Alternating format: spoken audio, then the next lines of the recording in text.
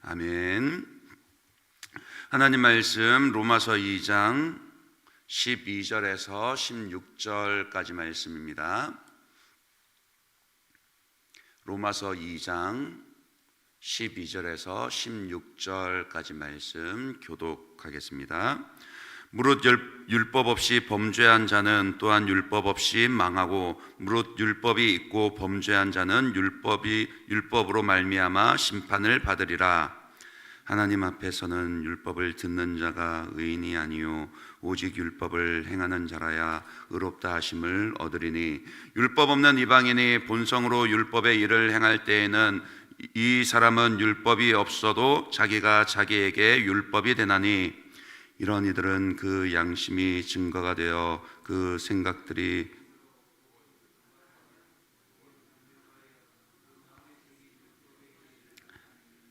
곧 나의 복음에 이른 바와 같이 하나님이 예수 그리스도로 말미암아 사람들의 은밀한 것을 심판하시는 그날이라. 아멘. 잘 아시는 것처럼 이 복음이라는 단어는 기쁜 소식입니다.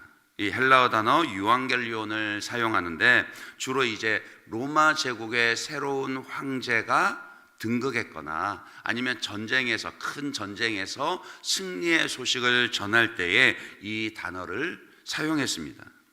그러다가 이제 이 단어가 교회 안으로 들어오면서 하나님께서 독생자 예수 그리스도를 보내셔서 죄인들을 죄와 사망으로부터 구원하신다라는 그런 의미로 기쁘고도 복된 소식을 의미하는 것으로 이 복음이라는 단어가 새롭게 해석이 되어서 사용되기 시작했습니다. 죄 가운데 아무런 소망이 없던 우리에게요, 예수 그리스도께서 가져다 주신 이 오직 은혜로 말미암은 구원은 분명 온 세상의 기쁜 소식입니다. 그렇기에 이 복음은 유앙겔리온, 진정한 기쁜 소식입니다. 하지만 복음에는 또 다른 한 면이 있다라는 거예요. 16절입니다. 곧 나의 복음에 이른 바와 같이 하나님이 예수 그리스도로 말미암아 사람들의 은밀한 것을 심판하시는 그날이라. 그러니까 복음에는요, 하나님의 심판하시는 날, 즉 심판에 대한 소식도 함께 들어 있습니다. 일반적으로 심판을 기쁜 소식이라 이렇게 부를 수는 없죠. 그러니까 흔히 생각하는 것처럼 이 복음을요, 무조건 기쁨의 소식이다, 좋은 소식이라 이렇게만 여길 것이 아니라 영원한 하나님의 심판이라는 아주 엄중하고 무거운 소식도 함께 담겨 있다라는 것을 생각해야 합니다. 성경은 이 진리를 이미 여러 곳에서 말씀했습니다. 구약시대에는 선지자들을 통해서 이 여호와의 날을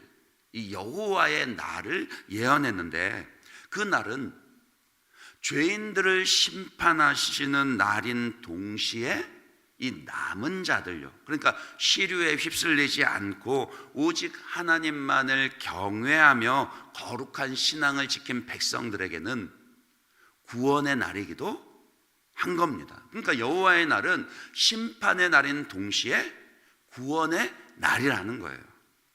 신약에 이르러서요, 예수님께서도 그런 개념으로 종말의 날을 가르치셨습니다.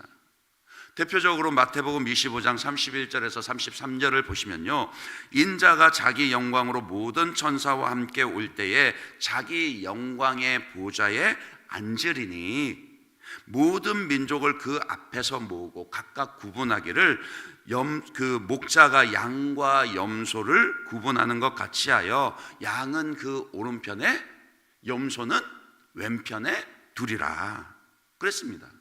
그러니까 양에 속하는 그 자들에게는 구원의 날이지만은 염소에 속하는 자들에게는 심판의 날이라는 겁니다. 또 고린도후서 2장 15절 16절에도요, 우리는 구원받는 자들에게나 망하는 자들에게나 하나님 앞에서 그리스도의 향기니, 그러면서 뭐라 그러냐면요, 이 사람에게는 사망으로부터 사망에 이르는 냄새예요. 저 사람에게는 생명으로부터 생명에 이르는 냄새라 누가 이 일을 감당하리요 그랬습니다.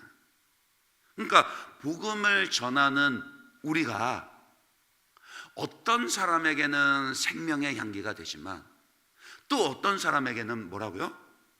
사망의 향기가 된다라고요. 그것은 우리가 전하는 이 복음의 이중적인 성격 때문입니다.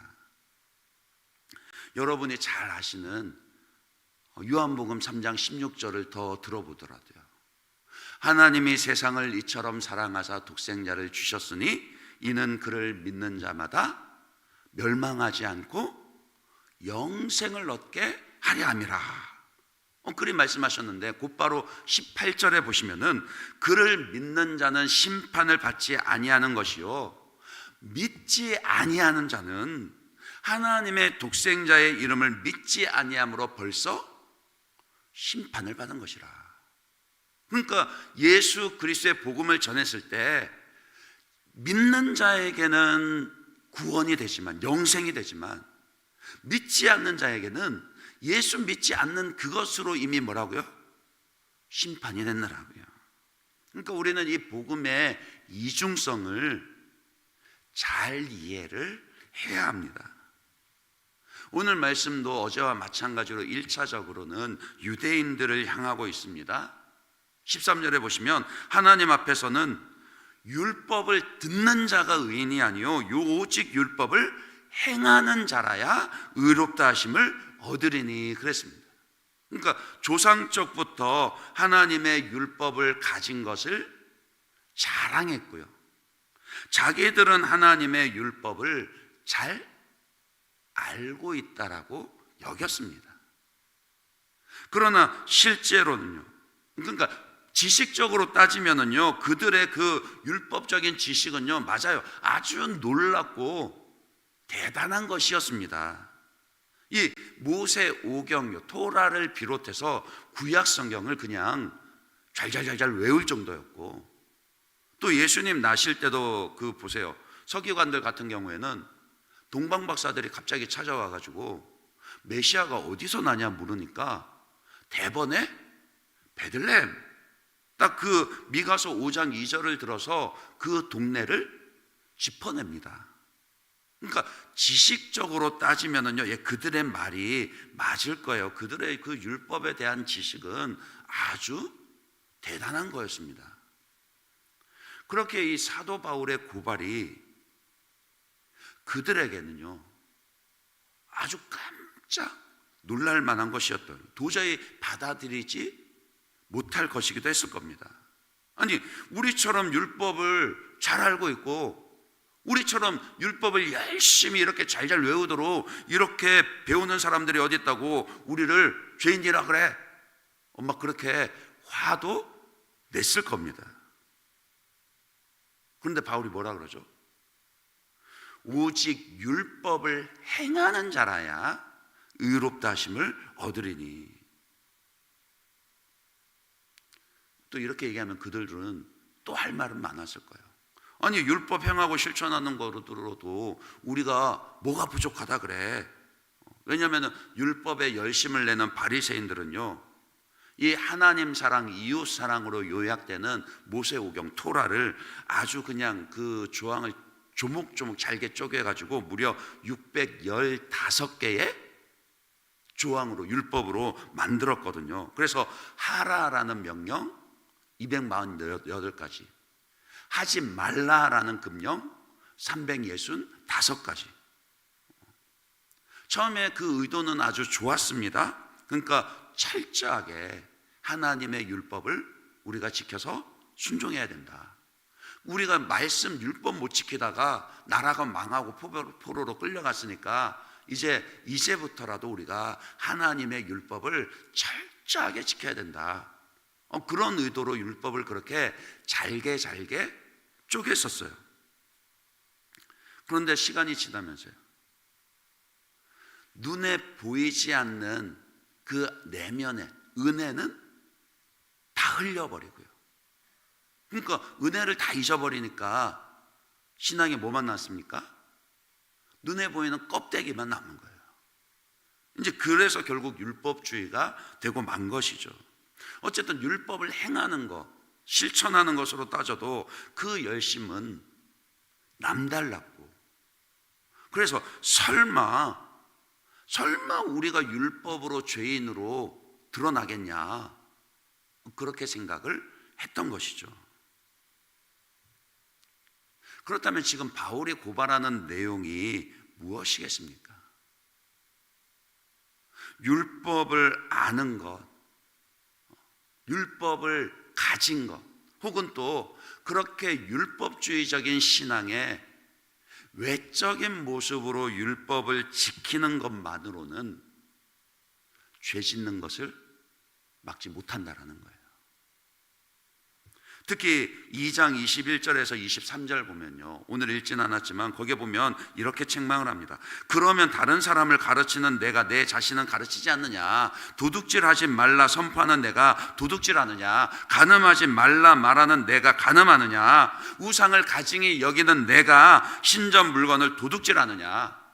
율법을 자랑하는 내가 율법을 범함으로 하나님의 영광을, 하나님을 욕되게 하느냐?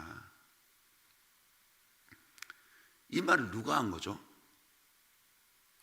바울 자신이 가말리엘 문화에서 아주 엄격하게 또 철저하게 율법을 배운 유대인입니다. 바울 자신이요. 그러니까 그가 이런 말을 한다라는 거예요. 율법을 안다라고 자랑하고, 내가 남들보다 율법을 더 잘 지킨다고 남들을 가르치기도 하면서 정작 그 자신은 마음과 생각과 입술과 행동을, 특별히 혼자 있는 은밀한 행동들 가운데 자신이 율법을 범하면서 죄를 짓고 있습니다. 그래서 율법으로는 죄를 짓지 않게도 할 수 없고 구원을 받게도 할 수 없습니다. 다만 3장 20절에 가면은 그러므로 율법의 행위로 그의 앞에서 의롭다함을 얻을 육체가 없나니 율법으로는 죄를 깨달음이니라. 우리는 이 말씀을요, 우리의 성경 지식과 교회의 봉사 혹은 신앙의 연수, 습관적인 예배 생활, 이런 모습에 적용을 할 수 있습니다. 아니, 제가 열거한 것들이 나쁘다는 게 아니에요. 다 소중하고 귀한 것들이기는 하지만 그것으로는 구원을 받지 못합니다. 남들보다 성경 지식 많다고 해서 구원 받을 수 있습니까? 아닙니다. 남들보다 교회 봉사 열심히 하고 많이 한다고 해서 구원 받을 수 있습니까? 아니에요. 남들보다 신앙의 연수가 오래됐다, 교회를 오래 다녔다, 나는 몇 대째 예수 믿는 집안이다, 혹은 예배를 잘 드린다고 구원 받을 수 있습니까? 아닙니다. 그것들은요 다 구원받은 이후에 하나님의 은혜에 감사해서 감사로 드리는 겁니다. 그러니까 그것들은요, 그것들을 가지고 죄를 짓지 않게도 할 수 없고 구원을 받을 수도 없게 하고 없는 것이고, 그것들 가지고 자랑할 수 있는 게 하나도 없습니다. 남들에게 성경을 가르치는 것, 옳은 말을 할 수 있다라는 것 가지고 자랑하지 마십시오. 교회 봉사 많이 한다고 그것 가지고 자랑하지 마시고요. 교회를 오래 다녔다고 그것 가지고도 자랑하지 마셔야 합니다. 사람의 눈으로 보일 뿐입니다. 그저 감사하면 됩니다. 하나님의 은혜로 구원을 받아 이 성경 말씀을 통해서 하나님을 더 깊이 알게 됐으니 그래서 감사한 거예요. 하나님을 알지 못한 채 아무 쓸모가 없던 나를 이렇게 사용하여 주시니 그래서 그것으로 감사하고요. 하나님을 예배하고 기쁨으로 날마다 그분과 동행하시니 그래서 또 감사하고요. 그러니까 그저 감사하면 족합니다. 그 차이는요, 눈에 보이는 행동에서도 결국 드러나게 되지만 행동에서보다 마음에서 먼저 그 차이가 드러납니다. 율법으로 의롭다 인정함을 받으려면요, 정말 완벽하게 조그만한 흠도 하나 없이 완벽하게 순종해야 할 뿐만이 아니라 마음에서부터 순종해야 합니다. 613가지가 아니라 61,300가지로 지켜도 부족하더라고요. 죄인에게는 절대 불가능합니다. 율법이 없는 이방인들에게는 양심이 율법의 기능을 한다라는 것을 그런 의미에서 생각을 하셔야 됩니다. 하나님은 우리의 중심까지요, 마음의 중심까지 다 아시는 거예요. 사람들은 그저 눈에 보이는 외적인 모습만 보지만은 하나님은 우리가 어떤 마음으로 이 말을 하는지, 어떤 마음으로 이 행동을 하는지 정확하게 다 보십니다. 그리고 하나님의 말씀은 우리의 영혼과 마음 깊은 것까지 다 드러내십니다.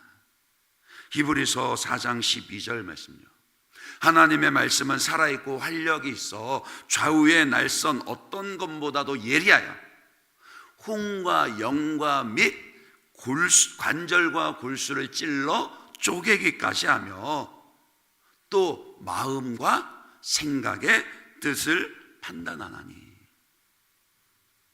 그러니 하나님 앞에서 감출 수도 없고요, 하나님 말씀 앞에서도 감출 수가 없습니다.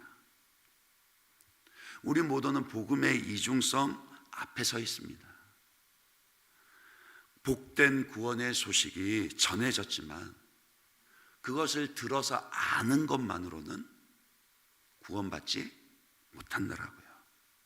교회를 오래 다니고 봉사를 많이 하는 것으로도 죄를 짓지 못하게 하지 못합니다. 사람들의 눈은 속일 수 있어도요, 아니 심지어 자기 스스로조차도 속을 수 있어도, 그러나 하나님과 하나님의 말씀은 정확하게 그것을 드러냅니다. 그렇게 우리는 오직 항상 예수 그리스도 안에 서 있어야 합니다.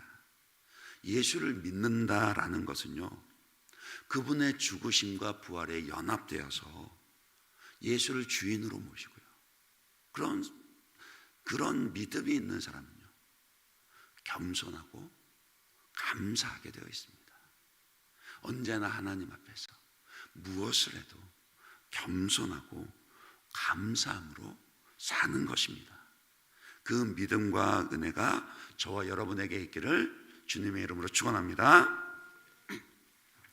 이 시간 말씀 붙잡고 먼저 한번 기도하도록 하겠습니다. 하나님, 저에게 외적인 모습에 그런 신앙으로 만족하는 것이 아니라 정말로 내 내면에 하나님으로, 하나님의 은혜로 충만하게 하여 주시고, 하나님의 말씀이, 복음의 말씀이 그것을 드러낼 때에 하나님 겸손하게 반응하게 하여 주시고, 또 늘 감사함으로 하나님을 동행하며 예수 그리스도를 의지하며 그렇게 그 믿음으로 순종하며 나갈 수 있도록 해달라고, 우리 그렇게 오늘 말씀 붙잡고 그렇게 같이 한번 기도하도록 하겠습니다. 더불어서 우리 자녀들 위해서 기도해 주십시오. 오는 주일 또 그 입교와 학습 예식도 있지만 다음 주 수능일이 있습니다.